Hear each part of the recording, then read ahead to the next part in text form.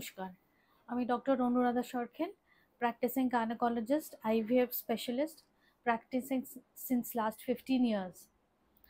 আমাদের কাছে যখন পেশেন্ট ফার্টিলিটি ট্রিটমেন্ট করাতে আসেন, সেই ফার্টিলিটি ট্রিটমেন্টে আমরা অনেক সময় IVF বা যাকে commonly test tube baby treatment, এই ট্রিটমেন্টের দ্বারা প্রেগনেন্সি করা হয়।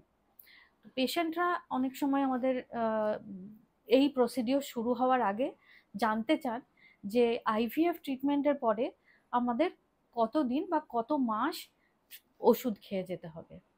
তো আজকের ভিডিওতে আমরা এই বিষয়ে আলোচনা করব। এবার IVF ট্রিটমেন্ট আসলে কি? IVF ট্রিটমেন্টে মেনলি যেটা করা হয় সেটি হলো যে প্রেগন্যান্সি সেটি শরীরের বাইরে IVF ল্যাবে এমব্রিওলজিস্টরা এমব্রিও বা ভ্রূণ সৃষ্টি করে থাকেন এবং সেই এমব্রিওকে আবার যিনি মহিলা ওনার জরায়ুতে স্থাপন করে প্রেগন্যান্সি করা হয়। তো এই প্রেগন্যান্সির জন্য যখন ভ্রূণকে মহিলার জরায়ুতে স্থাপন করা হচ্ছে, সেই জরায়ু তে সাপোর্ট দেওয়ার জন্য যাতে সে সেই ভ্রূণকে ভালোভাবে গ্রহণ করতে পারে এবং পরবর্তীকালে সেই ভ্রূণ যাতে সে ভালোভাবে গ্রো করতে পারে, তার জন্যে বেশ কিছু রকমের মেডিসিনস কিন্তু অ্যাজ আ সাপোর্ট দেওয়া হয়, যেরকম প্রোজেস্টেরন, ইস্ট্রোজেন এবং আরও অনেক ধরনের মেডিসিনস, যেগুলো IVF এর পরে কিন্তু অ্যাডভাইস করা হয়। জেনারেলি যতদিন না ভ্রূণ টি জরায়ুতে বসে যাচ্ছে এবং তার নিজের গ্রোথ শুরু হচ্ছে এবং সেটি গ্রো করার পরে তার যে প্ল্যাসেন্টা বা ফুল তৈরি হয়ে যাচ্ছে, এবং একবার যখন ফুল তৈরি হয়ে যায় সে তখন ভ্রূণের জন্যে খাবার দাবার, নিউট্রিয়েন্টস, ব্লাড সাপ্লাই সব কিছু সাপ্লাই করতে আরম্ভ করে। তো যতদিন এই ঘটনাটি না ঘটছে ততদিন সেই ভ্রূণের গ্রোথ এবং খাওয়া দাওয়া, নিউট্রিশন সব কিছুই আমাদের বাইরে থেকে মেডিকেশনের দ্বারা সাপ্লাই করতে হয়।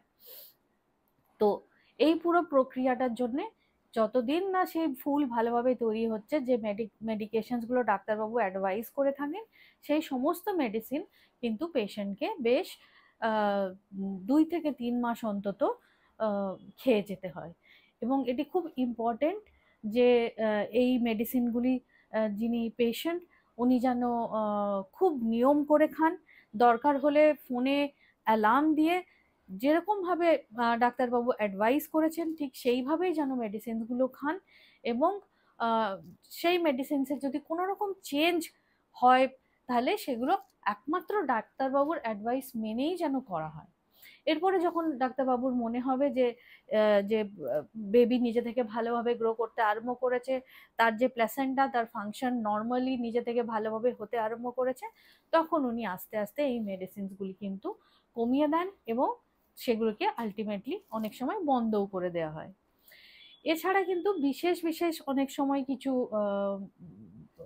সিচুয়েশন থাকে যেখানে অনেক সময় প্রিটার্ম ডেলিভারি হওয়ার কোনো সম্ভাবনা থাকে, যদি এমন কারো যদি আগে হিস্ট্রি থাকে, অথবা টুইন প্রেগনেন্সির ক্ষেত্রে কিন্তু IVF এর পরে বেশ আরও কিছুদিন মেডিসিন খাওয়ার আর কি প্রয়োজন থাকতে পারে। সেই জন্যে মেডিসিন মানে IVF এর পরে মেডিসিন কতদিন চলবে এটি একমাত্র ডাক্তারবাবুর অ্যাডভাইস মেনে খাওয়া উচিত, এবং যদি কোনো রকম চেঞ্জও করা হয় সেটি সব সময় ডাক্তারবাবুর সাথে ডিসকাস করে করা উচিত। ধন্যবাদ।